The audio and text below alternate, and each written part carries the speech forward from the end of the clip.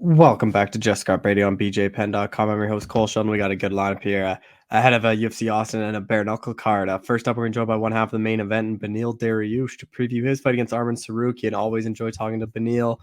Coming off that loss to Charles Oliveira, kind of talked about that loss and whether or not he wanted to fight again this year and kind of what he takes away from that. He knows this is obviously a big fight for him against Arman. He knows a win here gets him right back in the thick of things, and he really likes his style matchup against Arman as well. So really good job, Beneil, as always. We're then going to be joined by Jimmie Rivera and Ben Rothwell to preview their bare knuckle fights. Jimmie Rivera fighting Jeremy Stephens. Really good chat with Jimmy as always.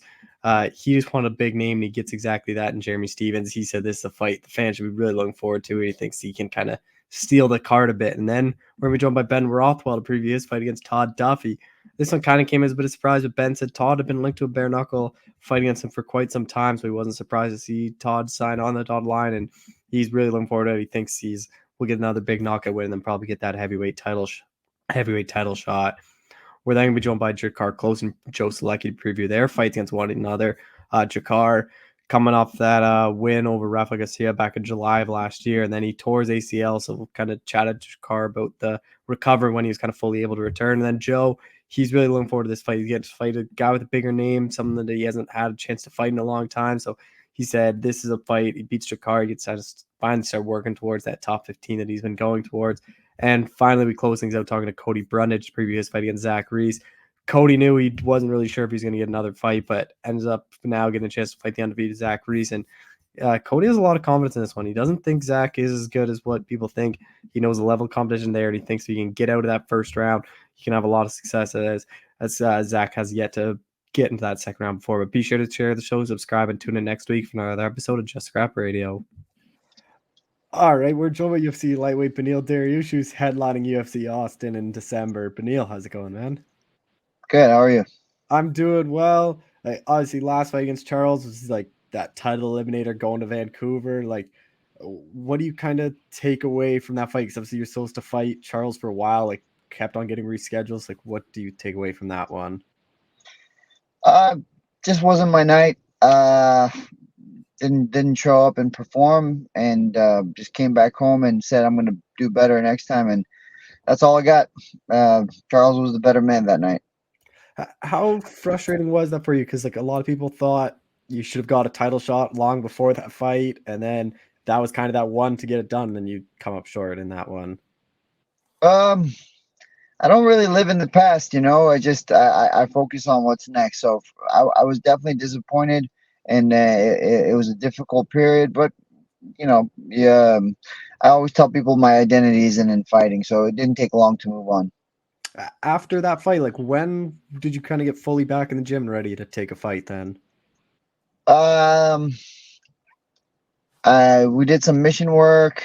The Then I had to make sure, there's no injuries, there's no issues with my head and stuff like that.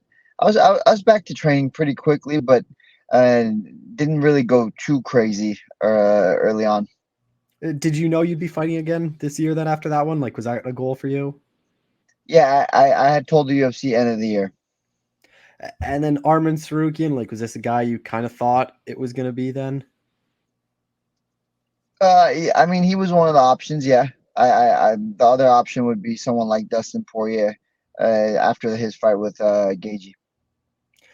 With this one too, like I know when you guys first kind of got offered it wasn't sure on the main event. Like I know they were talking about maybe doing Hooker and Bobby Green as the main event. That's why that one's 5 rounds too. So like, when did you kind of fully realize you guys be the main event of this card then and be 5 rounds? This weekend. Yeah, it was like you didn't really know. Like, did you already sign the contract and then they had to like reissue a new one with it as being 5 rounds, or Still don't have a contract, to be honest with you. is that odd for you, or do you normally get that later on? No, I mean, my word is good. I assume the UFC's word is good. With Arman, like, what have you made of his run? Like, has that one loss to this is the loss to Gamrot, then obviously the loss to Islam in his debut on short notice, which looked pretty impressive. Like, what do you kind of made of his run in the UFC? Exactly what you said. He's just a really impressive fighter. He's young. He's getting better. And before I retire, I want to make sure I fight the best guys in the world. How much do you look at his fight against Gamrot to see what kind of he was able to do against Gamrot versus what you were able to do? Just because you guys do have that familiar opponent. Well, Gamrot and I, our styles are quite different, so it's hard to look at that and like make something out of that. I have a very different style than Gamrot. Is it the usual kind of crew for this one? Are you bringing anyone different to mimic Armin, or is it just kind of the usual guys you're working with? My usual guys. With Armin, like he's obviously a very good grappler, like has those high level scrambles. Do you imagine he'll want to grapple you, or do you think he'll want to keep it standing? Because obviously everyone kind of knows how good your grappling is. I think he'll want to grapple. I think he's confident in himself. I think he'll want to grapple, and I think he'll want to stand up as well. I think he's going to try to just test me everywhere. Are you looking forward to that? Where like similar to Oliveira, where maybe this guy comes out and wants to grapple you? Because I know you always prefer to grapple. Not a lot of guys really want to grapple you all too often. I mean, it'll be fun either way, whether it's stand up or grappling. I just make sure to be ready for all situations.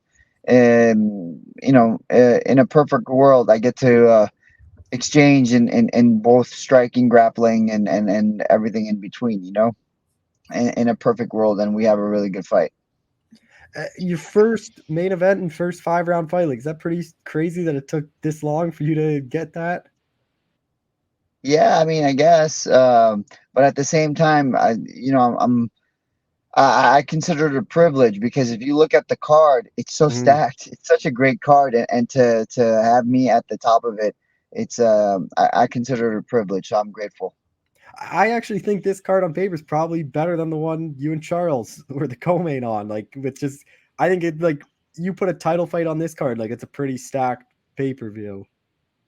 Yeah, this feels like a pay-per-view exactly. So that's why I feel very privileged to be headlining it. Uh, Remaining in front of fans, like how big was that for you to not have to go back to the Apex and be able to fight in front of fans again? I mean, I never complained about the Apex. Apex was something really special, and I enjoyed it. I would enjoy it even now. But whether it's Apex, whether it's Austin, whether it's Abu Dhabi, Vancouver, I'm grateful to fight. I enjoy what I do. So I'll definitely say this. I love Austin, so I'm pretty happy I get to go out there and get to put on a show, and then especially get to be in the main event. Is there any added like pressure being on the main event, like being that final fight, or is it just like another fight to you? I'm not sure anyone could add more pressure onto what I already have. I take what I do and, just everything that goes with it very seriously. All the other stuff, it doesn't compare to how much pressure I put on myself. Does your training change at all with it now being 5 rounds? Not too much particularly, no. I can't really say because I always sparred 5 rounds, even if Mhm. it was a 3 round fight. And yeah, the only thing I guess I would say I do a little bit more running. Mhm. Do you have to change the way you fight or like kind of pace yourself, or do you think you have the cardio anyways to go 5 rounds? Uh, I felt pretty good when I fought Gamrot. I remember thinking after the third round, we finished the third round, and I thought to myself, can I do another 2 rounds? And I felt that I could. So, and I think I'm in better shape than that fight. So, yeah, I think I won't really have to change anything. I can just keep pushing the way I push normally. How do you kind of see it playing out? Like, obviously, Armin's a very durable dude. Like, I think a lot of people are going to be really excited to watch this one. Like, I think there's going to be a lot of high level scrambles. Like, how do you kind of see it playing out? Uh, Similar to that, I think he's very durable, so I have to break him down in all aspects and slowly wear him out, and eventually, I can finish him. What say you do go out there and finish them? Like, what do you think that does feel like? Do you think this is a win, like enough to get you a title shot, or do you think you might need one more? I don't know. It's really hard with how the landscape is, Mhm. so I don't overthink it. I'm just gonna go out there and fight and put on a show. The goal is obviously a finish, and hopefully it happens. What do you think they do next at lightweight? Like, obviously, there's Oliveira and Gaethje. Like, I think both of them deserve it, and then kind of whoever doesn't get it, probably just wait for that. So then it kind of keeps the division kind of a bit held up at the top, I guess. Yeah, it's a tricky situation. we'll see. I think whoever's going to be available to fight earlier on, because Makhachev has Ramadan, so whoever's able to fight earlier will get the fight. And then after Ramadan, even though he can fight, I think the UFC will save him for Abu Dhabi again. So it's one of those situations, you know. Whoever I think can fight him earlier is going to get the fight. Were you surprised by Islam's performance against Volk in the rematch? I mean, it was very impressive. Surprise, I guess, isn't the right word, because I always knew he was very skilled. And then it was just Volkanovski. I would have liked to see him have more preparation time, but I'm very impressed with Makhachev.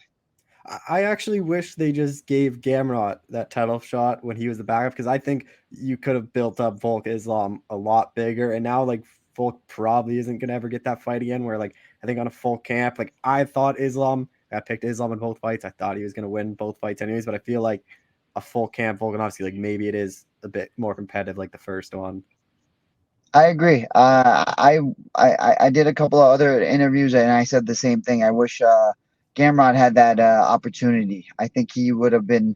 He was just more prepared. You know, it's not like I don't think.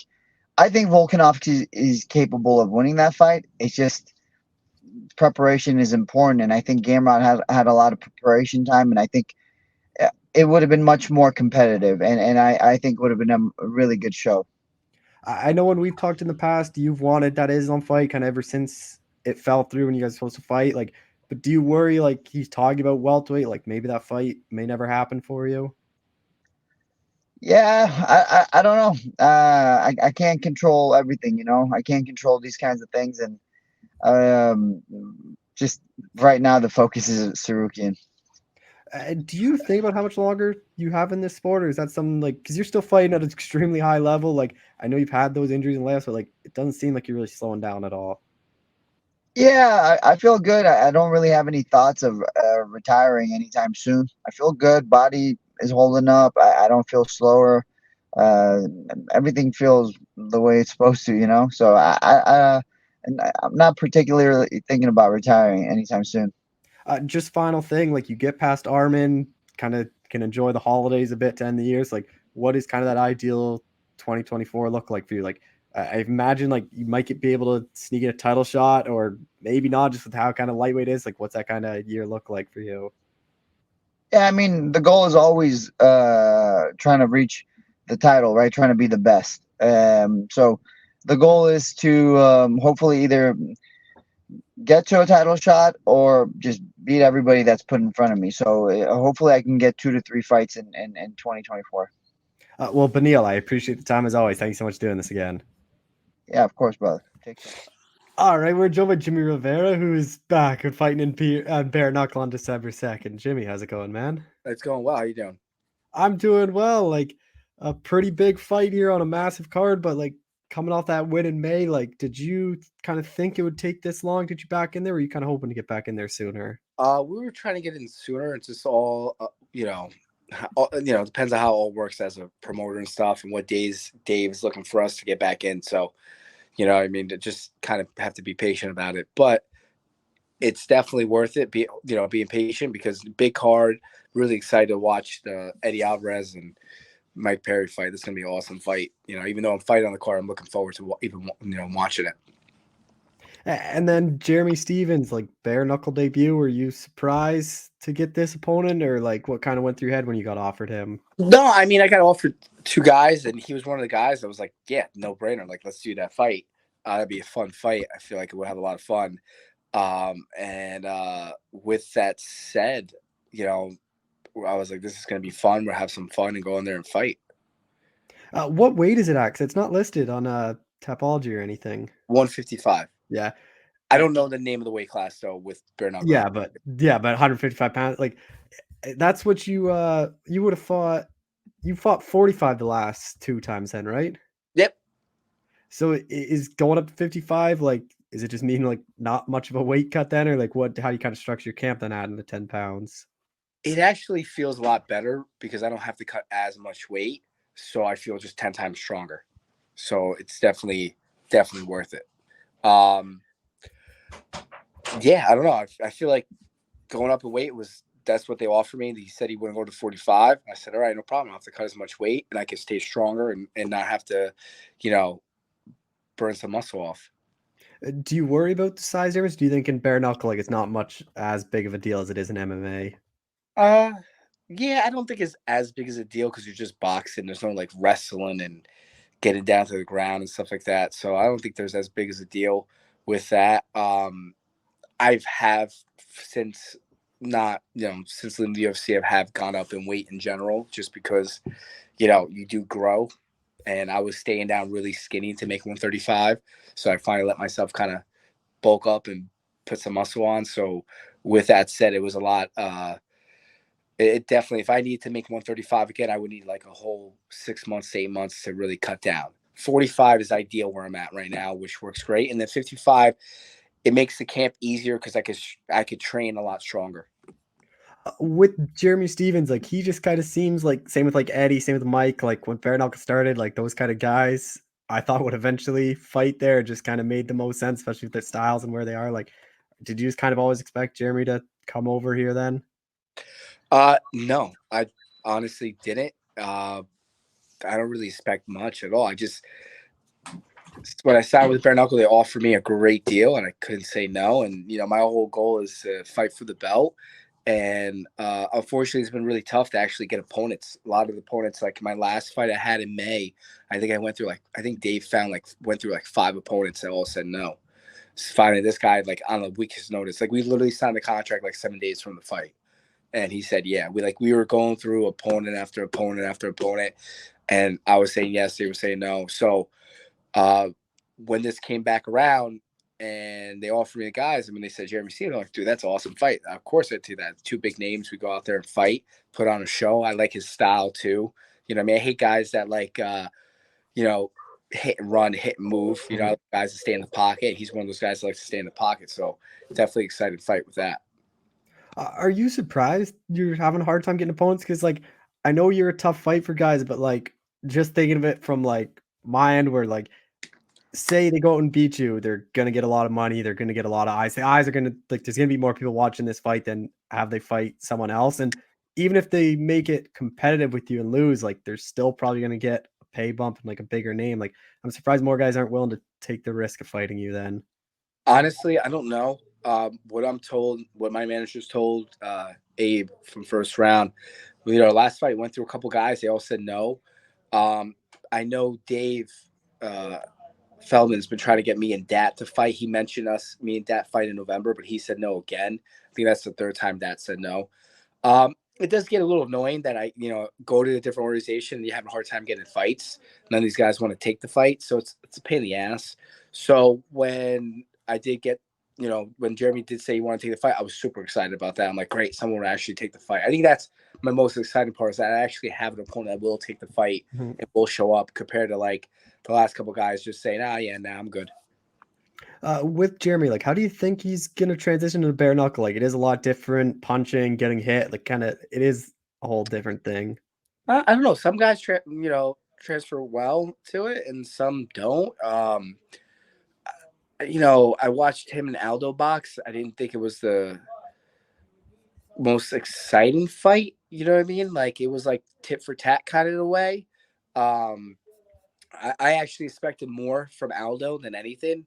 I know Jeremy is like a slugger. I actually thought it'd be a little more of a slugfest. I feel like it wasn't. It was more like, tit for tat and them outpointing each other instead of just kind of like, bringing the fight where it should be, like just brawling. Well, I feel like that would be Jeremy's style, and Aldo, would try to pick, but I feel like Jeremy could bully him and push him down a little bit, especially Jeremy. I feel like I think that fight was at 45. He's a big 145er. I think he'll transition well. I don't know. It's kind of hard to see, especially it's a different kind of fighting, and especially it's just boxing. You don't have to worry about kicks or takedowns, so it's way, way different. Do you think that is an advantage for you, that you have the experience? Like the 2-minute rounds is different, the knowing what it feels like to get hit by a bare knuckle and like kind of knowing how to punch, because that's a big thing, is like not being reckless or not punching like 100%, because it's pretty easy to break your hands. Yeah, it's super easy. I mean, you got to really pick your shots. I remember when I first fought Howard Davis, he threw a right hand, and I knew his right hand was just. I mean, he still used it a little bit, but at the end of the fight, it was like hit the top of my head. It was bad. I was like, "Oh, that doesn't look good." You know what I mean? I even felt it when he hit it. Like he hit someone top of the head. It's a hard part. You don't feel any of it, but I know his hand was definitely hurting him. I talked to him after the fight. Cool dude. Which I'm excited for him fighting for the belt. You know what I mean? It'd be cool. He worked hard to get there, so should be interesting watching who wins that fight. You got to pick your shots. If you just swing balls to the wall, you could do that, and sometimes get lucky, and sometimes you're gonna fuck up your hand. And then what's it like for you to be a part of this card? Like, it's pretty interesting where they have 3 title fights, but like the top 3 fights is like Mike Perry Alvarez, like Ben Rothwell, Todd Duffy, and then you and Jeremy, which makes a lot of sense. Like, you guys are the biggest names, but like to think there's still 3 title fights before you, like what's kind of like to be a part of this card? I think it's awesome. I mean, I think the guys that have the belts right now, they're trying to get their names out there more, so it's a smart move. They put on these shows, these big cards. It's just going to help bare knuckle more. I mean, after the last one with Mike Perry and I can't think of his name right now. Blank it out. Luke Rockhold. Luke Rockhold. Yeah, Luke Rockhold. I mean, it really put him out on the map. It's just getting those guys out there and doing more and more like that. It'll build. It's just something that you can't. I feel like it's something that he'll gradually be able to put bigger names, and do more with. I got to train with Eddie for that fight when he fought Chad. So I was excited for him to go out there and get his hand raised, a W. I mean, it was a very close fight, but I was happy for him to go out there and get a win. This fight should be interesting. I think that, he's going up a weight class at 170. It should be an interesting fight. It's definitely going to be a little tougher compared to what he fought at. I think it was 55 last time, right? He fought at? Or was it 70? I think it was 55 against Mendez. Yeah, I think so too. I could be wrong. Could be 170, but it's okay because they're like 55 pounders. So it's not, I mean, I think Mike Perry's going to be a little bigger. So it should be interesting to see what happens with that fight. Definitely going to be a bloody and a brawl. That's for sure. Any fight Mike Perry does is going to be a brawl, and Eddie Alvarez shows up. So it's going to be a fun fight to watch. It was 65. I just checked, which like for them probably just didn't cut any weight just to really fight that. But with this one against Jeremy, like how do you kind of see it playing out then? I don't know. I think it's just going to be a brawl. I think it's going to be a fun fight. I think we're going to rock each other, and I think we're going to have fun. At least I'm going to have fun because it's been a minute since being in there and competing. So I like to stay a little regular. It's just been, again, tough getting opponents. I'm going in there for a war. Were you a bit disappointed to see Chad retire? Because I know that was a fight you kind of wanted in bare knuckle. He said no. So, I mean, when my debut fight, they were talking about him and he said no. So I was like, all right. So I really don't get the luck, I guess you want to say, with opponents because everybody fucking pusses out. So I don't really have any luck on that. Well, what do you think a win over Jeremy does you? Like, do you think this is the one that should get you that winner of that title fight? Yeah, that's what I was told. So get this win, fight for the belt at 45, and that's what I'm looking forward to. Would you prefer Howard to win it so the rematch is for the belt, or do you not really have a preference? I don't care. I mean, it'd be cool if Howard wins. I like Howard. His old coach was like trying to pump him up.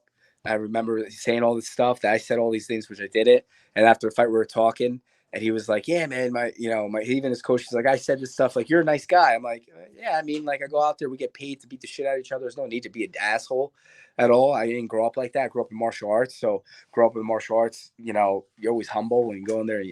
I only speak what I believe in. You know what I mean? So some people might not like my opinion or whatever it is, but with that said, Howard and I talked. We actually talked a little bit like afterwards, after we fought and stuff like that. And I'm glad that he's going out there. And I mean, it's like probably been 2 fights now. He's been, or 3 fights. I think it's 2-1. He had 1 loss against Lopez. So he won his last fight. I think it's about time he kind of earns the spot. And hopefully he wins and him and I get a rematch. Just a couple more things. Like, do you think you're kind of going to end your career in bare knuckle, or do you think there's still a possibility of you going back to MMA? I have no idea, man. I've been doing 1 fight at a time. I just been really like crossing my fingers, hoping I just get a fucking opponent, to be honest with you. I haven't even thought about anything further. The only thing I thought about further than this fight is beat Jeremy Stephens, get a title shot. That's all I've been thinking about. Anything further with MMA or anything like that, I kind of leave out my managers. We're open to stuff. We're open to other things. It's definitely kind of tough right now with everything going on with, PFL buying Bellator, the, what they're going to do with that, and PFL, what's going to do, trying to find an opponent for me, even in bare knuckle. Like, it's been tough, man. I've been really just thankful to God I actually have an opponent this time around. Have you thought about how much longer you got? Because I talked to Ben Rothwell, I think yesterday, the day before, and he was kind of saying he thought in the UFC he might have had like a year or two left, and then going to bare knuckle and like how much easier it is on him and training. Like he thinks it can extend his career. Like, do you kind of feel the same way? We're fighting and training bare knuckle. Oh yeah, you bare extend your knuckles career quite a bit. 10 times easier on our body. You know what I mean? Like, we don't have to kick, we don't have to wrestle, we don't have to do jiu-jitsu. I do miss doing some of that stuff, but just focus on boxing. It's freaking great. Like, it's definitely easier on body. It's definitely something you could do a lot longer. And you saw some of the guys that are in there did it a lot longer as well. Belcher, Riggs, he was in bare knuckle. I'm trying to think off the what's his name? He commentates all the time. I can't think about it. I'm blanking out. Lytle, Chris Lytle. Yeah. There you go. So it's something you could definitely do a lot longer, going from transition from MMA to bare knuckle. I think if I went back to MMA, I'm not sure how long my career would be with that. Maybe, I don't, depends on how my body holds up. You know what I mean? I'm getting up there for MMA, but I'm not, I feel like for boxing, you're not getting up there. I mean, look at these guys. Look at Mayweather. Look how old he is and he's still boxing, and he's unbelievable. Like, guy's a stud. And for his age, it's unbelievable. Look at Mike Tyson. You know what I mean? Yeah. Him and Jones, like, I think he went light on Jones on that fight. And I feel like he could have did a lot more. But it was an exhibition, and he kept it cool, which was awesome. Just the last thing I want to touch on is the bantamweight division in the UFC. Like, were you surprised to see O'Malley knock out Sterling, become the champ? Because like obviously you fought Sterling. Like, was that a big surprise for you? I have no idea what the fuck Sterling was thinking about doing, standing toe to toe with O'Malley. Like, he has no striking at all. He should have stuck to his game plan like he did with Jan and wrestled and take him down and stuff like that. Worked with where was Corey Sandhagen? Worked with Jan both times. I mean, he frustrated Jan the first time around where he got head kicked. I mean, like, Jan was frustrated, got kicked in the head. Jan kicked him in the head, and he won the fight. I mean, not obviously a way you want to win, but as a fighter, you can't be frustrated just because you can't do something to the guy. Like, so when he fought O'Malley on the feet, I don't know what the hell he was thinking. It was the dumbest shit ever. And it kind of sucks too because he's not getting a rematch. Mm-hmm. You know what I mean? I think it's Cheeto and O'Malley. I don't know, man. I feel like Cheeto, I feel like Cheeto might win that fight against O'Malley. He won the first time around, no problem. And Cheeto's like a fighter that the longer the fight, the better he does, and the more he's more durable and he can take stuff. And I just don't see O'Malley knocking him out. You know what I mean? Look at the first time round. Cheeto beat him with a calf kick, dropped him and to the ground with a calf kick, and then kind of finished the fight from there. Like, I know they push O'Malley, but I don't see O'Malley fucking. I know it's the look they want with O'Malley, but I don't see him winning the fight against Cheeto. Yeah, I think Cheeto's like the best of 5 rounds. He's like all his 3-round fights, they're all close decisions. He loses the first round, then he loses like the first half of the second He's round. He's a slow starter, and he doesn't really figure out someone until the end of the second, and does better in the third round. Like, look at Brad Pickett and Cheeto. Yeah, remember Brad Pickett beat the shit out of him for the first 2 rounds, and in the third round he got a little too complacent and got head kicked, and that was the end of the fight. But besides that, Brad Pickett was winning the fight on the scorecards, and if it would have finished the fight, he would have went 30-27 all 3 rounds. He just got complacent, and Cheeto caught a nice head kick, and that was it. He's durable. He's a slow starter. It's a 5-round fight. I don't know how O'Malley's going to do. When was the last time he did all 3 rounds, all 5 rounds? I mean, this is his first title defense. Most of his fights were finishes. Yeah, he went 3 rounds at the end. That's the farthest he's ever been, and like that fight was a pretty close fight. And he wasn't looking like, it was looking like somewhat tired too after that fight. Yeah, you know what? I don't remember. I just remember him beating him. I don't remember the fight itself. So, hey, there you go. There's an example. So, I don't know. You see what happens. It's MMA. That's the craziest sport. Fighting is one of the craziest sports. You can't bet on it because anything can fucking happen. Do you think like Sterling fought like that because maybe O'Malley got in his head? Because like we see it with Conor. Like Conor was so good at that, where like you kind of like he was kind of picking at Sterling striking, saying, "Oh, it's terrible. Like you can't strike at all." Like do you kind of think like Sterling's ego got in the way a bit?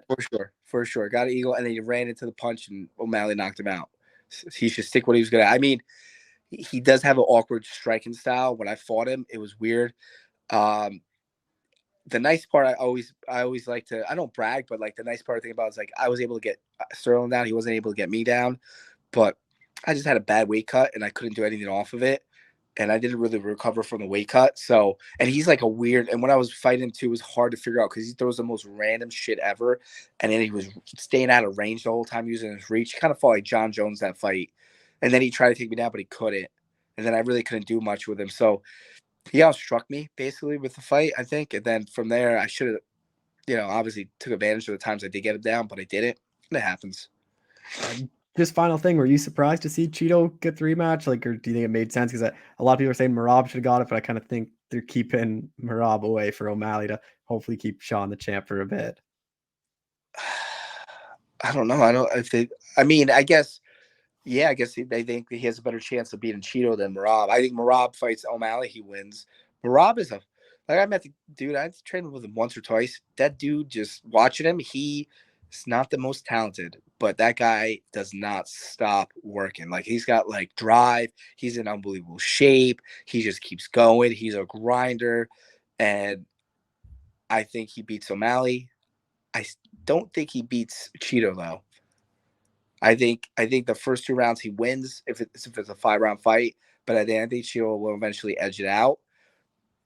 But I could also see Merab taking him down and Cheeto not being able to get up, because that happened with Aldo. There was Aldo and Cheeto was a close fight, but he was able to get his back. He couldn't finish him, but it was a close fight, and from there it was Aldo getting his hand raised. Well, Jimmy, I appreciate the time as always. Thank you so much for doing this again. Hey, anytime, man. Thanks for having me. Yep, let's try to knock this out. All right, we're joined by Ben Rothwell, who's fighting at BKFC 56. Ben, how's it going, man? Crazy busy right now, but I've made time for you to get this in. So we had like a text message of, hey, let's set up some times and dates, and then just right, you don't hear from me, and then I'm like, hey, let's do an interview right this second. That's kind of how my life is. So thank you for accommodating, and so I could do this for you. Yeah, I know your last fight in April. Like, were you a bit surprised it took this long for you to get booked, or is this kind of what you were expecting? So I mentioned Father Times, obviously against me, and so right after that fight, I went to David Feldman. I'm like, hey, are we gonna let me fight in July or something soon? And he's like, maybe a year. And I was like, oh man, like I'm done. And like he kind of laughed, and he's like, honestly, it's probably about 7 months. And if you look at the months, it's almost right to the T. It's 7 months. So he told me back in April. It's pretty much lined up. They actually pushed for October, and they had some things they were gonna try to make happen. They obviously didn't work out, but they put this together and citing it as BKFC's biggest event ever. And Todd Duffy, this one caught me by surprise. I didn't really expect him to get in bare knuckle. Like, were you surprised when this was the opponent? No, he was a candidate for the April fight. In fact, I was for a period of time signed to fight him. So we were supposed to fight in April, and then he decided to take that fight and overseas for whatever organization that was. So that kind of threw that out the window. And like, he's a guy that was in the UFC for a while. Like, when you were like in there and coming up, like, did you think like that was a guy you were ever going to fight in the UFC at some point then? Oh, it definitely was possible. Yeah, it was 2 heavyweights, and especially when I was it didn't matter. It didn't matter if we took a loss or not, because there were just heavyweights. There was not very many of us. So it was always any heavyweight on the roster. It was always like chance that, it was somebody you could end up fighting for whatever reason. So he was definitely on the radar. It just didn't happen. And he was supposed to that last fight was like his first fight in like 3.5, 4 years. Like, were you surprised to see him come out and like even accept that April fight with you then? I don't think so, because I'm just kind of like putting myself, use some empathy and be like, if I'm in his place and I'm starting to feel good again, he had some medical things he had to take care of. I obviously put him out. So then he starts feeling healthy again, and he's a fighter. So it made sense. Like, I would have been just like him, like, all right, time to fight. Let's fight. And he did some interviews. He's like, man, I want to fight 4 times a year. it's hard to do these days with heavyweights. So I know he's ambitious, but obviously he has the itch to want to compete again. And his career's like pretty odd. Like he fought Frank Mir in 2015, and then he was gone for 4 years, fought Jeff Hughes, and then he was gone for another 3 years. Like it's been a lot of these long laps. So like with him, like how do you think his game will translate into bare knuckle? Because you obviously have the experience where he doesn't. I don't care. Like I don't really think about it, because if I try to overthink it, or I think something, you know what life does? It does the opposite or whatever. So I'm just giving him. I'm just like, I look at his best performances, and I said, hey, that's the guy that I'm dealing with. You know, he's obviously says he feels good. He's so fine. I'm just looking at the very best version of him, and that's the guy that I got a plan to put away. And then Alan Belcher vacated the belt because he's off to like gay bread and like doing boxing stuff. Were you surprised you're not involved in that title fight? I mean, if I was, it made sense, and I'm not. I don't care. What I have no idea. There's a lot of decisions that are obviously getting made in the back room with the brass. I have no idea what their game plan is or what their agenda is. All I know is they're planning a worldwide expansion. They have shows in Bulgaria, Thailand. They're getting international, and I think that's a very smart move. It's really the best way to blow the sport up and to get the most eyeballs on it. So they're doing things. So I don't really question it. I just say they call me with the fight. It's Todd Duffy, who, no disrespect to the other heavyweights in the organization, you know, with BKFC, but, you know, me and Todd do have a following. Like, we are well known. So it makes sense you have two of us as a co-main event. Yeah, people are going to tune in to watch us. You have me fight so-and-so, it doesn't have the quite same ring. So they're going to have a title fight, and those guys are kind of down on the card a little bit. Somebody asked me the same thing. I said, listen, doesn't matter to me. All I got to do is keep winning, and things will work themselves out. I think it is interesting, though, that you guys, another heavyweight fight, are higher up than the heavyweight title fight on the card, which just kind of speaks to the drawing power you and Todd have. Yeah, as it is with him, and I got a following. We've been doing this a long time. People are tuning in to watch this fight for sure. And then a pretty big card. Like, really every card you've been on so far in bare knuckle been pretty big. So, like, do you just kind of think they're reserving you for these like big events they do every like couple months? Yeah, I mean, the same things with Platinum Perry. Like, yeah, we're kind of tied together on these big events.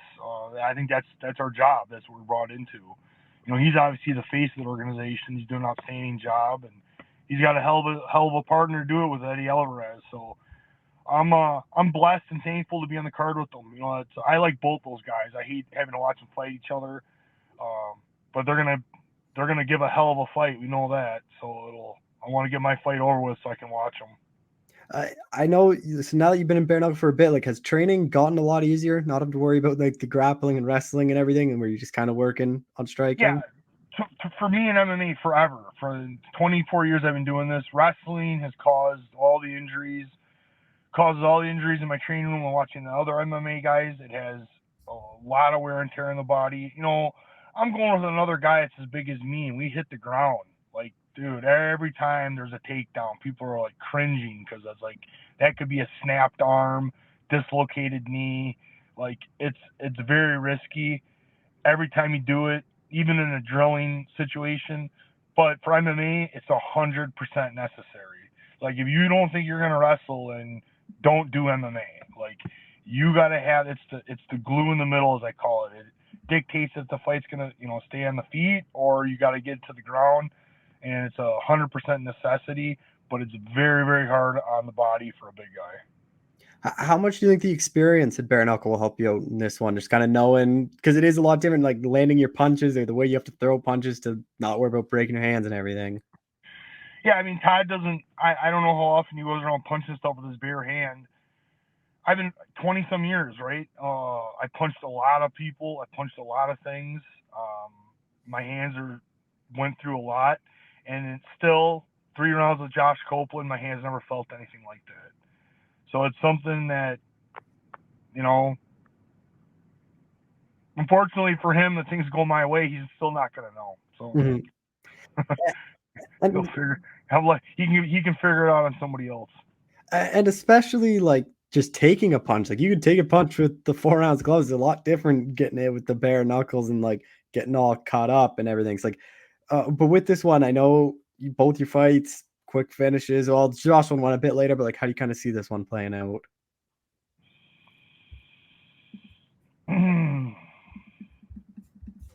You know, prepare for the worst always. Foolish not to. But this fight could very well easily be a combination of those, my last 2 fights.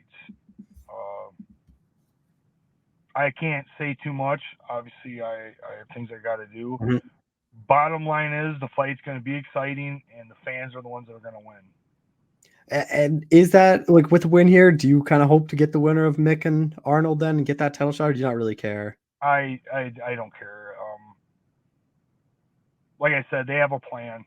Maybe I fight for a violent belt. You know, who I like I said, I have no idea. Like they keep what they propose in October could have been just absolutely insane, and so it just tells me they're always trying to come up, try and do some big things, and I'm just gonna let them do their thing because they're keeping the show going. They got some big, I'm just happy. It's more important for me to be on a card like this than just fighting some lower tier card for a belt. Like I feel like way more people are going to watch this one, so I'm happy. It's all about getting the win, getting the knockout. Were you a bit disappointed Allen like vacated the belt? Because I always thought that was like a pretty big fight for bare knuckles, you and Allen to fight for, especially for the title. Like I say, not too much surprises me. That did surprise me a little bit. Like I understand he took the belt from him because he wanted to go do some other things. But then the day that it got announced that he was done, that he went to Game Bread, that caught me a little bit off guard. I was surprised.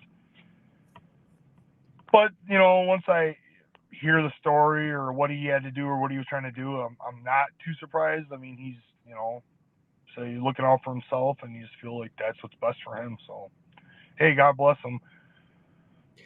Just 2 more things. Like, what is kind of the goal then next year? Like, this will probably be it for you this year. It's like, are you hoping? Do you think it's probably just going to be these 2 fights? Or you really don't know? Not even on my mind. Don't care. It's just December 2nd. Todd Duffy gets 100% of my attention. And after December 2nd's done with, then I'll worry about what happens next. Just final thing. Like, I know you said it is a lot easier to train, like the less injuries, but 42, like, have you thought about how much longer you got, or do you still think like you kind of extend your career quite a bit with bare knuckle compared to what it would have been in MMA? I did, but I am 42. That my speech talking about father time. Ultimately, as long as I feel good, I feel like this. I like training. I like doing what I'm doing. Hey, I'll keep fighting. As long as everything is, allowing me to. Like, I also have a life I'm developing as we speak. For after fighting, getting involved with commercial property and doing some things with myself. So it's starting to take more and more time. So as long as one doesn't overtake the other and I can train properly and I enjoy doing it, I'll keep doing it. Outside of that, I'll just, December 2nd is I do have a fight. So focus on putting the best performance I can for that. Cause ultimately it's what matters. You got to go out and be exciting and make people excited to want to watch you fight. Otherwise, it doesn't matter what you want. Well, Ben, I appreciate the time as always. Thanks so much for doing this again. I appreciate it. Thank you. All right, we're jumping UFC lightweight Drakkar Klose, who's back in action on December 2nd at UFC Austin. Drakkar, how's it going, man? Man, it's going great, man. I'm excited to get back in there. Yeah, I know you're supposed to fight last October against Mark Madsen. That was a fight you were really looking forward to, a bit of a rivalry fight. And then you tear your ACL. Like, how frustrated was that you had to pull out of that fight and that fight wouldn't happen? Because I know that's a fight you've been wanting for a while. Yeah, it was like, be honest, I had no beef with Mark Madsen. I just thought it was an easy fight to go in there and get paid. It was more towards my old coach that was coaching him. So. And then after tearing your ACL, like, when did you kind of fully get like clear to train and take a fight then? I was kind of back in the gym, maybe 5-6 months, like training, but I didn't really want to get back in until a little over a year. So just let it heal 100%. There was never a thought like that was it for your career. You always knew you'd be coming back from that. Yeah, I always knew I would come back, but you know, if I get injured one more time, it's always injuries after injuries, and you know, I don't know. I'm 35. I'm gonna be 36 in March. You know, any more injuries that's longer than a year, you know, I might be done. So was this about the right time frame for you then? Early December to fight? Like, were you always expecting to fight this year then? Yeah. You know, I got to my manager and told him at least by the end of the year I wanted to get in there, and you know, he was able to make it happen. And then with Joe Solecki, like, were you surprised to get this opponent, or did you think like it might have been someone near the rankings? Like, what were your kind of thoughts when you got this name? Be honest, I've never heard of this guy before. You know what I mean? Until my manager told me this guy. You know, my manager had me give him a list of people that I wanted to fight, and then he came back with this Joe Solecki, whatever his name is. Are you a bit disappointed then that's the return fight, or did you not really care who it was going to be? Be honest, I'm to the point in my career, it doesn't matter. Whoever lines up across me, I just got to go in there and get the job done, and you know, just leaving a good impression on, you know, Dana White, the fans, because I know I should be in the top, you know, fighting some of those top guys, you know. But I just have to go in there and prove it. Is it the same kind of crew and everyone you're working with for this fight? Yeah. You know, it's the same guys. You know, a lot of guys. Since I'm older now, like, you know, they're retired, they're done.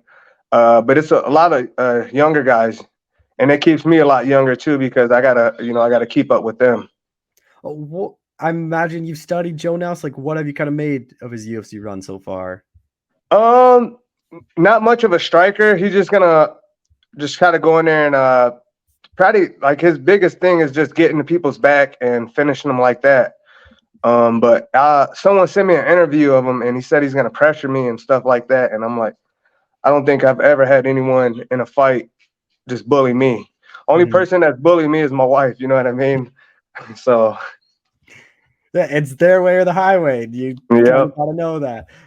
So with Joe, like, is a lot of just the camp then just kind of working on the grappling and takedown defense then, just assuming that's kind of going to be his game plan? Yeah, you know what I mean? Benson's in there just wrestling me up. Everyone just shooting at me because he really doesn't have – he leads with his hook. That's about it. He's really not too much of a striker. You know, he's made it known that he wants to shoot, and he's been grappling his whole life. So – does that make the fight like a bit easier then, where like if you keep it standing, you know, you have like a pretty big advantage over him then? It does, but you know, I haven't showcased my grappling. You know, I train with Taquinho, all these top level grapplers, and I do very well with them. But I just never showcase it in a fight, you know, because people don't want to see two guys hugging, and that's what Joe's going to try to make it a hug fest, and I don't want that. How excited are you, though, that it's not at the Apex and it's in front of fans for you? Man, I'm excited to get out there, and especially Austin. I heard Austin's an awesome town. Can't wait to get out there, win this fight, and then enjoy the food. How do you kind of see this one playing out then with you and Joe? Be honest, I see him running into an uppercut or a big knee. Do you put any pressure like to get this finish and kind of like remind everyone? Like, I know you have like MMA and UFC especially is like kind of what have you done for me lately sport with fights happening every weekend. Like, people tend to forget about guys. Like, is there any pressure like making this statement performance and like showing that you belong in that top 15? You know, I like always want to perform for the fans, but at the end of the day, it's all about getting that win. You know, I go out there and get the win. I'm 8-2 in the UFC. Most people can't say they're 8-2, and there's a lot of fighters that are not 8-2 and, you know, 7-2 in the UFC. So I have a big advantage over a lot of them. And a pretty good card this is, like, for a fight night card. I think it's one of the better ones they've done this year. So it's like to be a part of this card, and some pretty big lightweight fights on the card too. Maybe your next opponent could be on this card. Yeah. Like I told you, hopefully Beneil wins. If he doesn't, you know, I would really like that rematch. Bobby Green, I beat him. So it's an awesome card. What do you make of both those fights being 5 rounds? Like, it's kind of weird that they're giving Hooker and Green 5 rounds too. Yeah, I think that's weird. That they're doing two rounds like that, or 2 fights like that. But it is what it is for them. Hopefully, those guys go out there and do their thing, because that makes me look better. What do you think a win over Joe does for you? Like, this is a guy that isn't ranked, but like 5-1 in the UFC, like on a 2-fight win streak, has win over like Jim Miller, fought some tough guys. Like, what do you think a win here does for you? I think, be honest, just maybe one more fight, and for me, I think I should be fighting the guys in the top 15, top 5. You know what I mean? Because I've never, like, every person I've fought, they haven't, they always leave with some type of bruise or something. I never let anyone just go in there and beat me up, and I never will. I just need my opportunity to fight one of these guys and showcase and let everyone know that I belong there. And I think like a lot of your fights have proven that. Like the Beneil fight, like you were the closest before Oliveira knocked out. Like you were the closest to kind of knocking out and ending that run. And then like you have the win over Bobby Green. Like you have the win over like Yagos, who picked up a good win. I know he lost his last fight, but like Lando Venata, you beat some tough guys. Like Beneil Dariush he beat Oliveira. Like he was getting a title shot, and you were like a punch or 2 away from finishing him. Yeah, it's like all these guys have fought the champions. You know what I mean? Or been in that right there. Like I said, I just need my opportunity and just staying healthy. It's hard, like when you go on a little run, then you get injured, and then like you say, people forget about you, and just got to stay healthy and put a string of wins together. I'll be going for my 3rd straight win. So. And this is your 10th UFC fight. Like, does that mean anything to you to get double digits for you? No, I don't get paid anymore. You know what I mean? Like, with this whole, like, if, I think I'm getting like 4,500 for sponsorship. Like, you know what I mean? It's nothing, you know what I mean? And, the UFC's making all the money, we're just the little pawns in the game. So. I know you were a free agent. Your contract was coming up recently. Like, did you end up re-signing, or like, are you still getting pretty close to that free agency? No, I end up getting a new contract right before before I was going to fight Mark Madsen. I wanted to fight my contract out, and just I like to bet on myself. Mm-hmm. But my wife told me just sign it.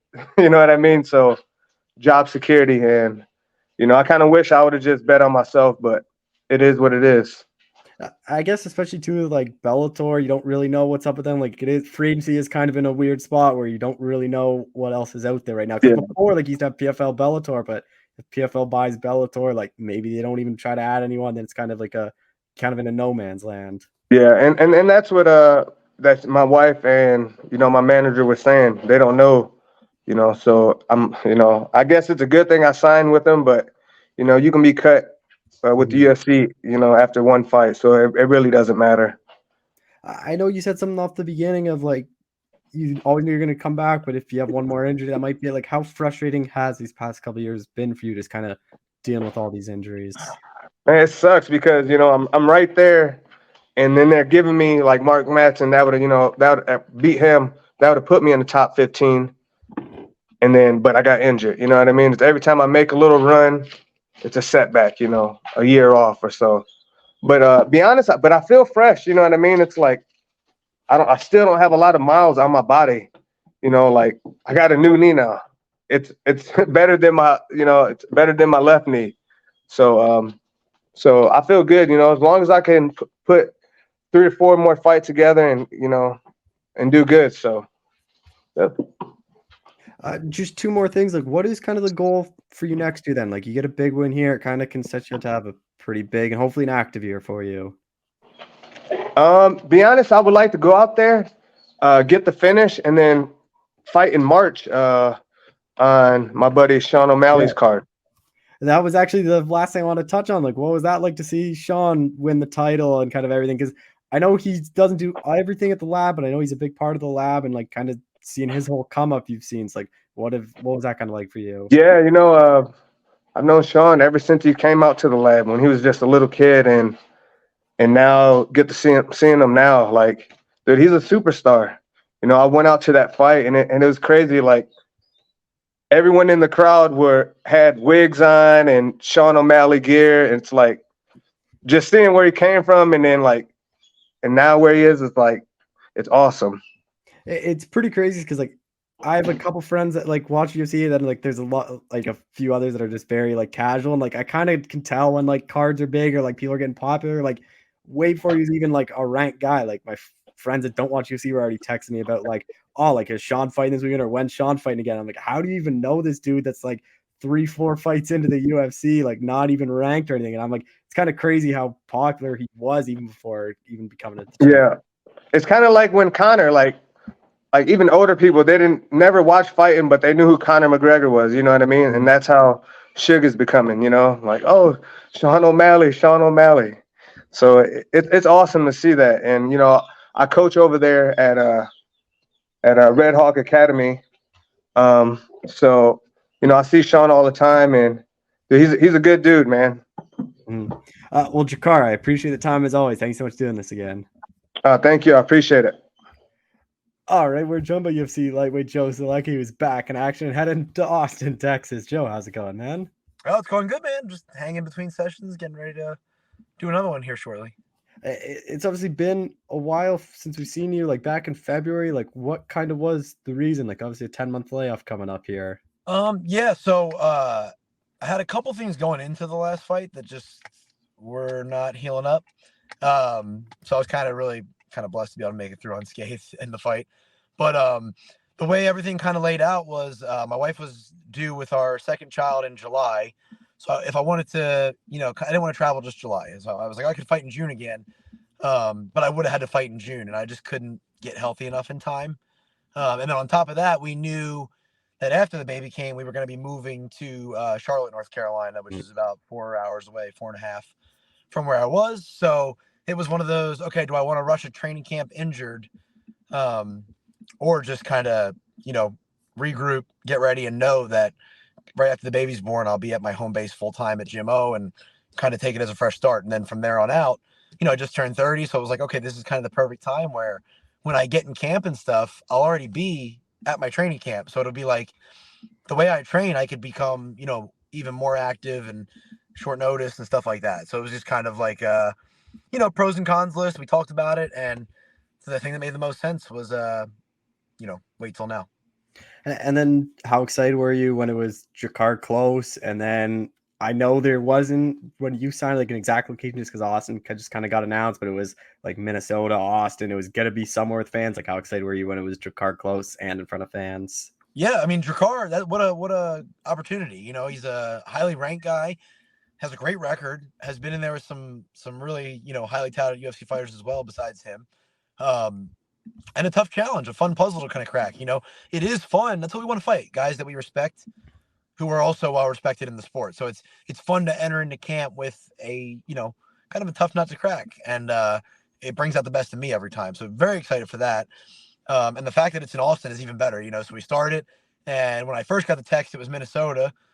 I didn't really care. I was just glad that I like the Apex fights. I do, but it's a different feel being able to have the family there and, a couple of friends there. And then the thought now of going back in the arena is awesome. So, Minnesota was cool, but Austin's going to be a lot cooler. It's just a cooler place to visit. And also it's going to be a little warmer. So don't mind that at all. Never been to Texas, so pretty excited. And tax-wise, it's not bad fighting in a state that doesn't have income tax. Yeah. So all across the board, it was good. I was thinking, you haven't fought in front of fans since your debut then, right? In 2019 Washington? Was that the last time you fought in front of fans? Yeah. And it was actually the same weekend pretty much. It was December 7th. So kind of that same first weekend in December. It's always nice fighting before Christmas. So I'm excited. It's always the best. And I can't wait to be just back in that arena again. Making that walk is going to be really, really fun. This time I think my kids will be there. So the whole thing is just in 4 years, it's been a complete, 180. So it's kind of cool to make that walk again under, kind of new circumstances.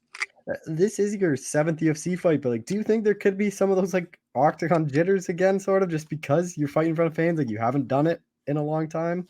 I don't think so. It's definitely something I talked about prepping for, But I don't think so, because I think it's kind of harder in the Apex, Um, it's a lot more intimate, it's a lot more intense in a lot of ways, Uh, I even think that from the UFC to the regional scene. I mean, yes, there's a huge crowd, but I didn't get the jitters like that in my first fight. Um, I kind of fed off it, I think it's actually a little more intimidating in the regional scene because you're kind of packed in like sardines and everything's kind of amplified. The thing that shocked me most at my debut was, how kind of far back the fans felt. You know what I mean? Like, even the floor seats are kind of far back because you have that perimeter with just media and just officials and all that, and it's a bigger arena, so you're kind of spread out. So, one of the best things anybody ever told me was Justin Gaethje at my debut was like, "Oh yeah, tomorrow's your debut, blah blah blah." He's like, "When you get in there, it's just like the cage you fought in your whole career," and I think that's actually true. I think some of the most pressure I felt has been in the Apex because, especially like Contender Series, you're sitting there, your whole life and career's on the line. You got Dana, a couple of people who are close to you sitting there, like my wife was there. She's kind of, banking on me making it too. So that's pretty intense. I think the fans will make it a little more fun, actually. I'm kind of excited. And then with your car, like coming off a torn ACL, like been off since July 2022, like what are you kind of expecting him to be? Because like torn ACL, like I know it is a common thing that a lot of people do come back, but like a year and a half off and like coming off that injury at his age, like do you like think he's gonna be the exact same, or like do you think there could be some ring rust there? I don't know. I mean, we have prepared for him being recharged, rejuvenated, and just a straight killer like he's kind of been in the past. But I have no idea, But I'm not really worried about it. I think he's a professional. I mean, you don't get that right. He's 7-2 in the UFC, and some darn good performances. You don't get that by being slack. But I do think if he's not 100%, I think that'd be fine for us too. I mean, I'd like to beat him at his best, but I am at my best. I have every box checked already, and which is kind of the benefit of being with my head coach full time now, and everything has been awesome. It's just like, it's crazy to see the benchmarks that maybe we had previous camps hitting them 6 weeks out, 7 weeks out, being like, oh wow, I already am going with 3 fresh guys fresh guy every round and all that. And so it doesn't really factor in. I got to train for him to be the best he's ever been. So, and with the way that science and sports science and all that is now, I mean, I don't think the ACL, like you said, is what it used to be, so we'll see. But he came off that layoff from the concussion and looked sharp, so kind of expected more of the same. Is it the same old, like still at Jim O's with like John, Scott, and all them for this one? Yeah, so I used to live, I was living in Wilmington and training at John Salter's full time, and then making the trips to Jim O. And then kind of just got to be a lot with, we had our daughter, and, that was kind of a lot just being away, and it kind of sucked. And then when my wife was pregnant with our son, I was like, okay, like, coming off a win, had the good opportunity to come to Jim O full time and start a jiu-jitsu program because he needed a jiu-jitsu coach. And, I love jiu-jitsu, and that's kind of my background. So it just kind of made more sense to bring the whole family, and then I can go back to Wilmington to visit my family. My parents are there, and my brother and stuff, and go get great jiu-jitsu at Salty Dog when I'm in town instead of having to leave town for MMA. So it kind of just made sense for me and my family. Because the thing is, and the thing I've realized in the last probably year, 2 years, like how short this whole ride is. I think I have a lot left in the tank. But that being said, I would hate to be cutting a career short because I'm a longevity guy. I love to train all the time. I'm going to train after I retire. So it's one of those things where I go, man, I think I could go another 8-10 years. I'd hate to be 33 and burnt out of the travel and being away from my kids and FaceTime them, raising them through FaceTime, and cut something I love short. So it was kind of that, like we talked about, take that little slingshot, pull back for a few months to get everything in order. Get healthy, and then get to camp, and let's ride this out for as long as we possibly can. Because, man, I'm loving this more than ever. And but the same group, Jim O. We got a lot of veterans, we got a lot of up and comers. It's been fun, man. I'm being pushed in every area. We've got everything from double digit MMA fight vets to collegiate All-American wrestlers now, and it's been a good push. It's tough, but it's good. And then I know Scott's doing some management stuff now and like kind of gone into that. And I know he's always kind of like that leader, like veteran kind of guy for you anyways. Like what's it like kind of having him part of the management now? Yeah, it's been awesome. where I was fine. It was great. So I have nothing bad to say about the other management team I was with, but it was just one of those things again. I'm always I'm getting better at being in the moment and realizing what I got, like time on my side and all these things. And just, it was going, okay, like everything's going fine, but how do I want to spend the last 10 years of my career? 'Cause I'm 8 years in. Let's say I get another 8. That'd be awesome. I'd be blessed with that. How do I want to spend that, And it was exactly that. It was like, I want someone that has been in there with me because I'm going to have more of a relationship with that person. Scott's gone through what I was going through traveling and having kids and fighting and taking care of my family, setting them up for the future. So it's just a more tight knit relationship, And the other thing is you're always going to trust someone more who you've been in the room with, bleeding with, sweating with, and working with. So it was just that. And, we're friends. So it's like when he texts, it's not the business relationship of my heart sinks going, oh, what's wrong? What's going on? Sometimes he's just checking in to see how I'm doing in training and stuff, So it's been awesome. And he's got a couple of other guys at gym always helping out as well. And just like how he wasn't fighting, man, he's every box checked, front end preparation, like, because, I didn't know how it was going to go. I have a lot of faith in Scott, but it's kind of his maiden voyage as a manager. And yeah, he's been spectacular, man. It's been awesome. And he's been a huge help. And I'm excited for me and the guys that are working with him.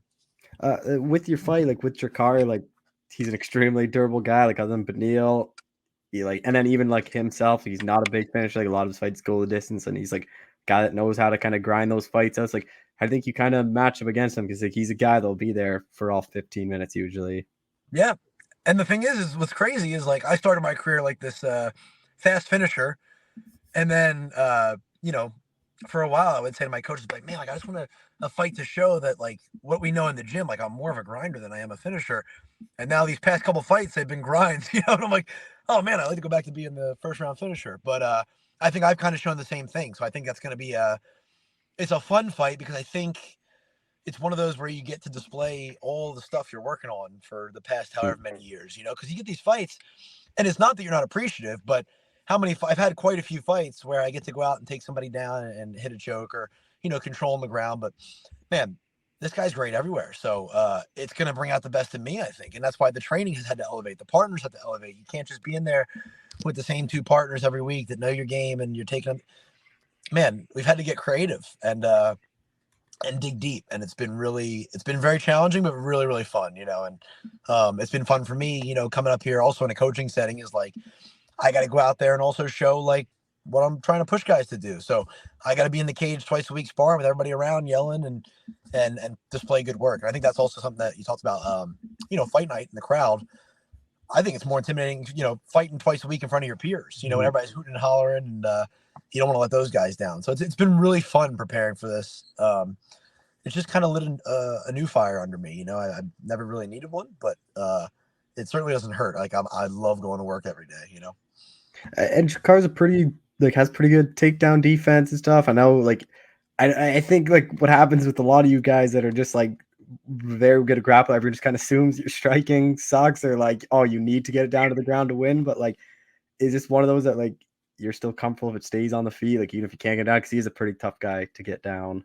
Yeah, absolutely. Yeah. And he's a shorter guy, so it's tough to get under those guys' hips in general. I don't know that Jared Gordon was the best anti-wrestler I fought, but getting to his hips wasn't easy because he was, stocky. Drakkar's a little taller, but, same type of thing. Yeah, I mean, where it goes, and not even in the cliche sense. Like I'm that's fine. I couldn't get De Silva down after round 2. So we threw caution to the wind. We got after it. And, I, at the very least, gave as good as I got. If not, I think one of the judges or maybe 2 gave it to me. So, it is what it is. I think that was a fight where that was more grit than finesse. So maybe we like to show a little bit, more technical aspects. But he was supposed to be a great Muay Thai fighter, and he was. But, yeah, it's mixed martial arts and probably spend more time on my striking than anything. So, yeah, that's fine. I mean, kind of what we're preparing for. I've treated every fight since I've gotten in the UFC as like, I look at it as a kickboxing match first, because I think that's, I wouldn't say worst case scenario, because it's not something I'm afraid of, but that's obviously plan B in a lot of these situations.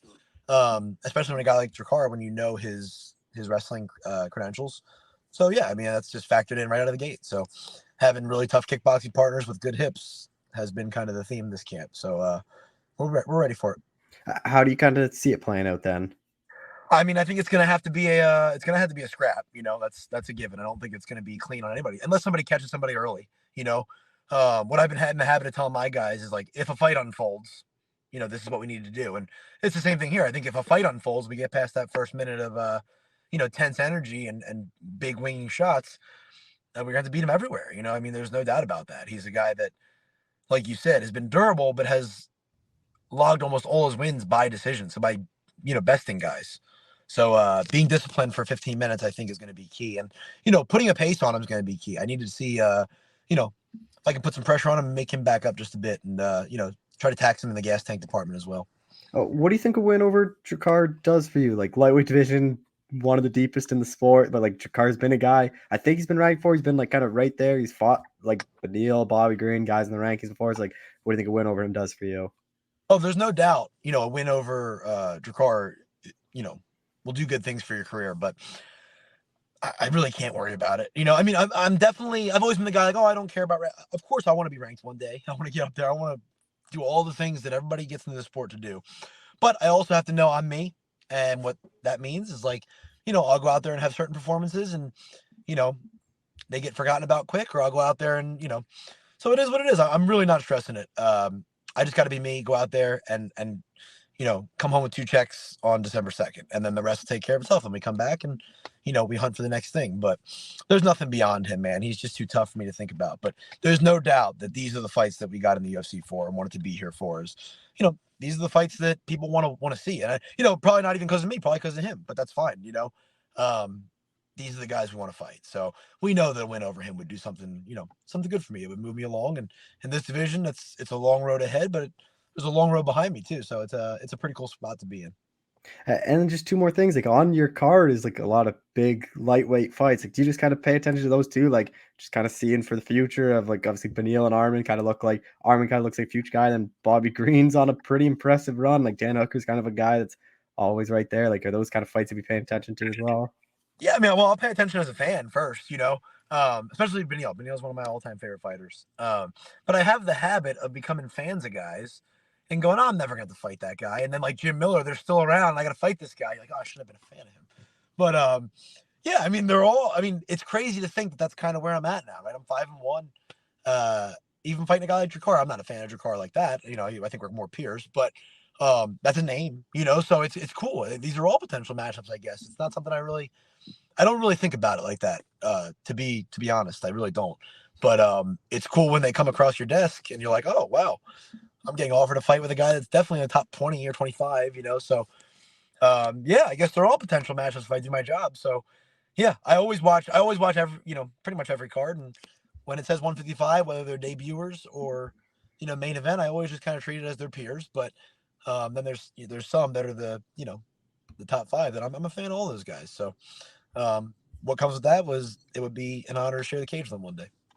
Just final thing, like, what is kind of the goal then for you next year? Like, this win over Drakkar can kind of set you up to have a pretty big year. Like, I imagine you want to be more active than last year now that there's the kid out of the way and everything. So, like, what's kind of that ideal year look like?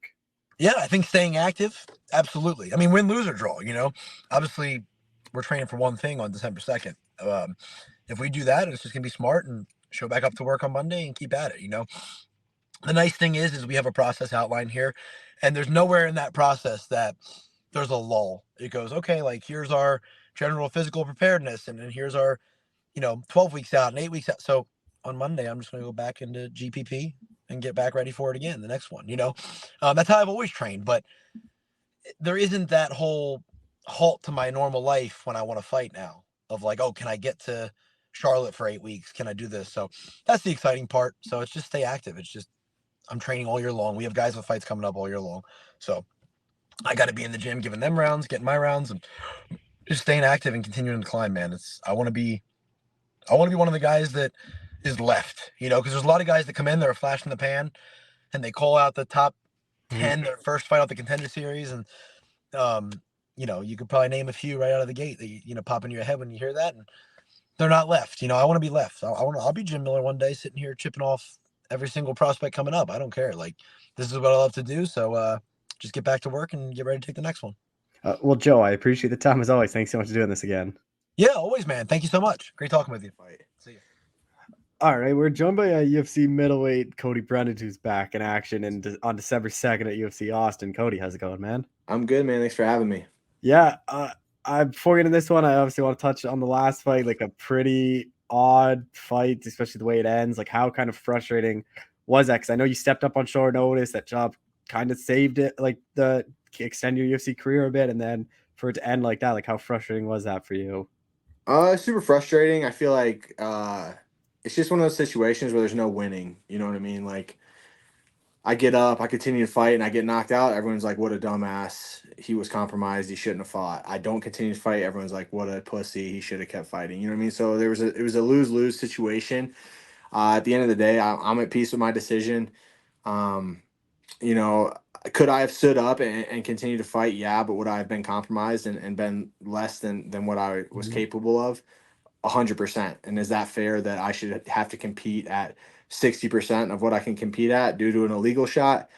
I don't think so, and I feel like there's so few rules in MMA that if you blatantly break the rules, then, you got to pay the consequence, especially if it has an impact on the fight. Um, I'm thankful I got another fight. A couple things about that I want to say. I could rant forever. Obviously I've caught a lot of heat for it. One, I didn't know what the result of that fight was going to be when I made the decision not to continue. I never asked, is this going to be a no contest? Is this going to be a disqualification? I had no idea what was going to happen, what was going to be the result. I just knew that I wasn't in a spot to continue. I was just as surprised as everyone else when it was a disqualification. And then the other thing was this: I fully expected that to be my last fight on my contract. I didn't know if the UFC was going to pick me back up, and that was one of the things running through my head. Like, if I don't continue, I could go out on this fight. What a bummer that would be. But at the end of the day, I had to put my health first, and so, like I said, I'm at peace with my decision. But those were just a couple things going through my head. I wasn't looking for a way out. As soon as I was in the ambulance to the hospital right after the fight, and my manager was hitting me up. He's like, "Hey, how are you?" I was like, "Man, we can run that fight back whenever. I don't have a problem running the fight back." I think it's crazy. All these people are like, "You're scared to fight." I'm like, my whole career has been short notice, anyone, anytime, any place. And after I get this win in December, I'd be thrilled to run that one back early first quarter next year. So we'll see what happens.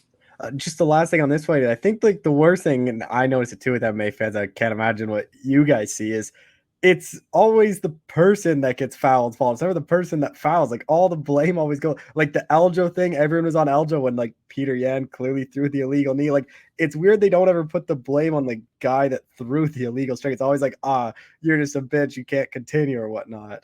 Yeah, I find it crazy too. Like I don't know. MMA is such a weird thing, Like there's people out there when you watch an NFL football game, you're like, man, this guy sucks at football, right? But most people, I would say, like, there's always like a crazy person, but 99% of people are like, I couldn't play football at the NFL level. I understand that because they've played football, they know they can't.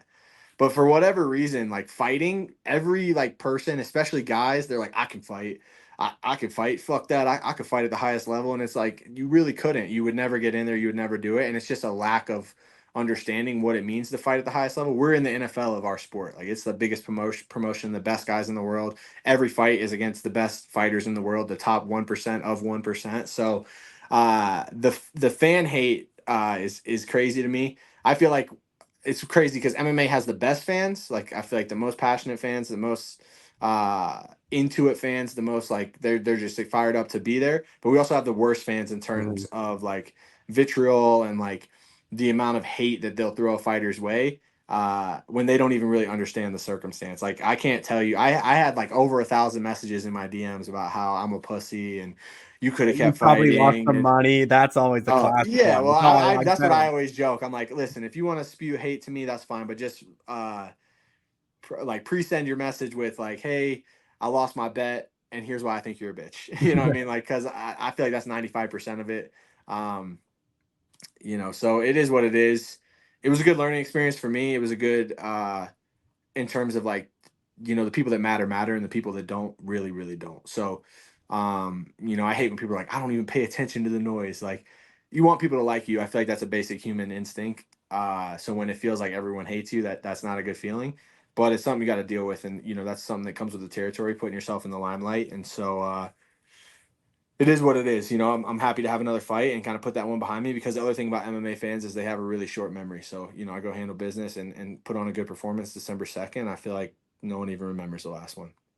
Were you surprised to be getting another one this year? Like, did you think your next fight would be next year then? Bro, I didn't even know if I was going to get another fight in the UFC, to be honest. That was the last fight on my deal. I didn't know if they'd want to re-sign me. You know, I feel like I've had flashes of like really good moments, but I didn't know if that was enough to kind of keep me around. I was 3-4 coming off a disqualification win. Very well could have been like, hey man, you need to go get some wins on the regional scene. Fortunately, this one came around. I always stay ready just in case there's an opportunity like this. So I've been in training camp, and you know, I had to take some time off from like contact and things. Took like a month from contact, and so right when I got this call, you know, it was like I think 5 weeks out. I was really just starting to get back into full training. So it's kind of perfect, you know, short camp, but I feel like I'm in good shape. And but yeah, I was definitely surprised. I thought if I was gonna still be in the UFC, I wouldn't get signed until, or I wouldn't get re-signed and another fight until probably like April, honestly. This will be my 4th fight in like 7 months. So, you know, I'm blessed and happy to be active.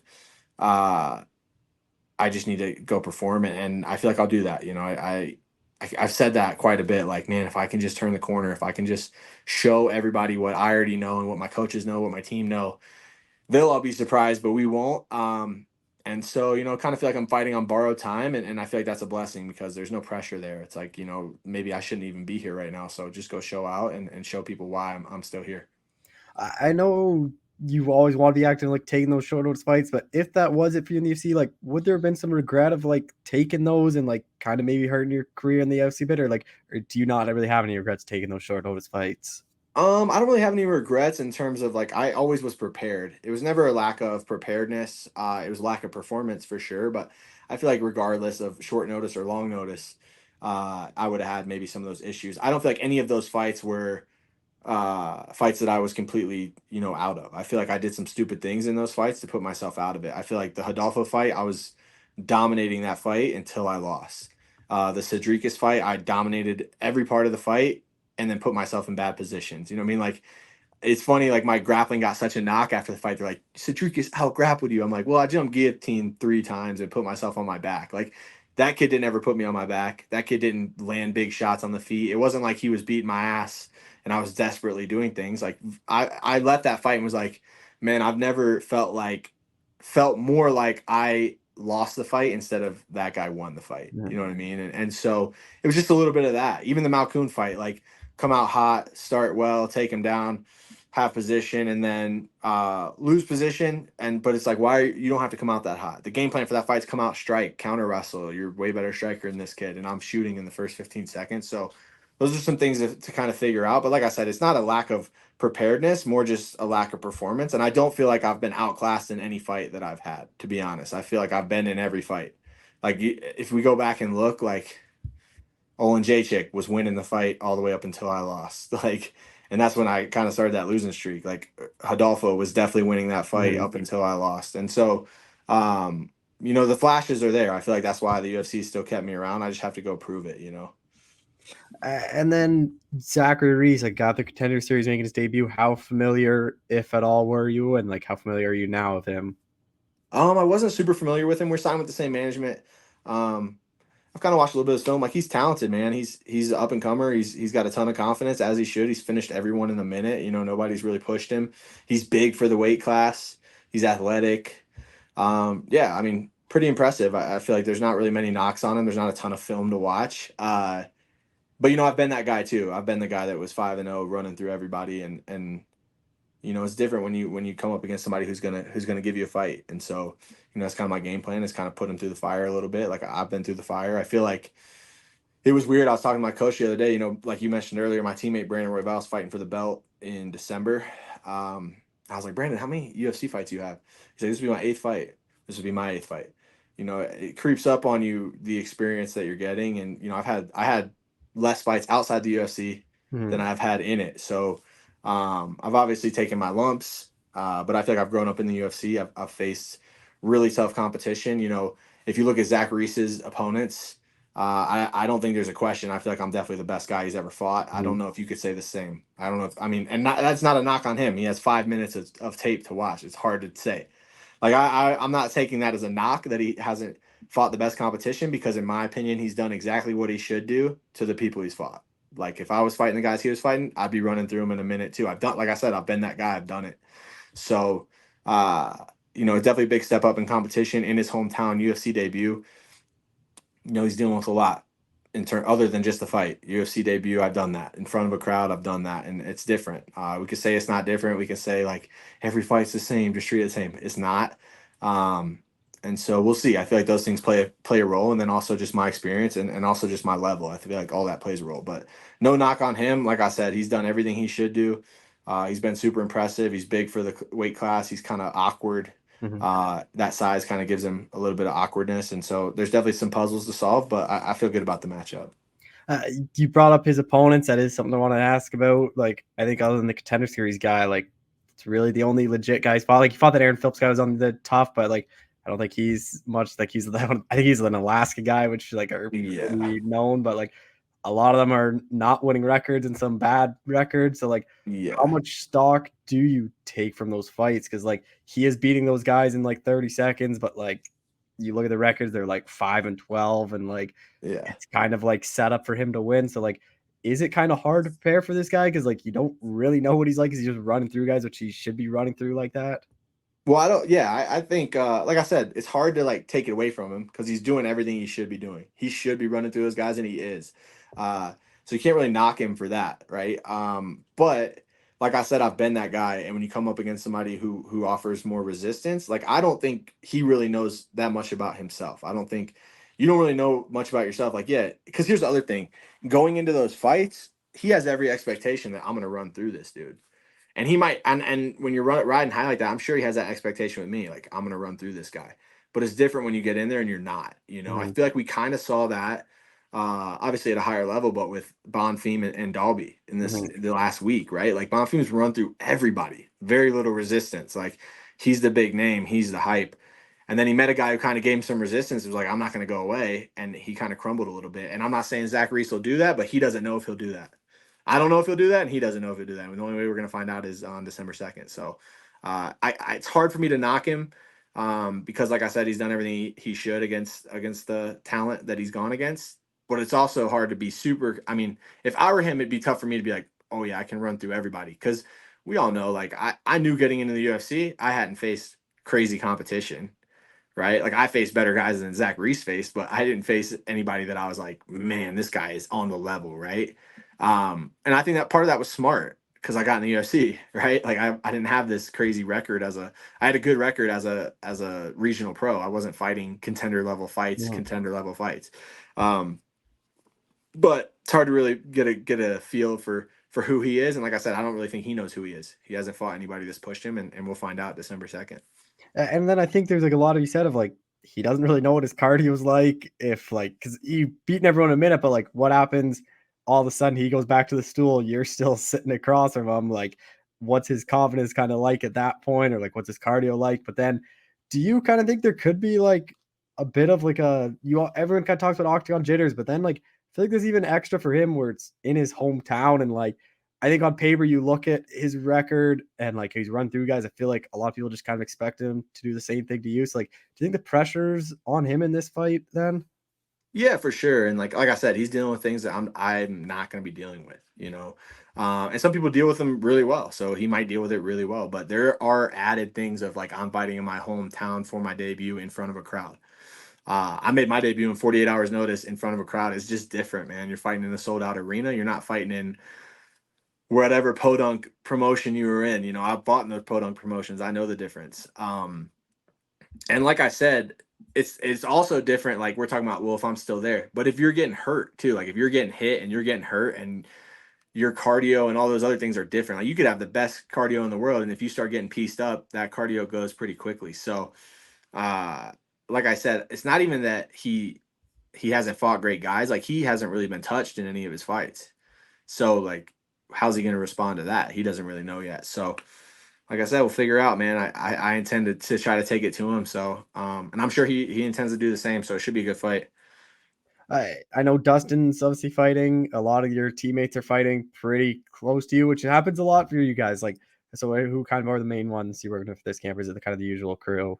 Yeah, DJ, Josh Fremd. Mhm. Josh Fremd, I feel like is the better version of Zach Reese. So that's a good look for me. He's big, he's 6'5", he's long, he's rangy.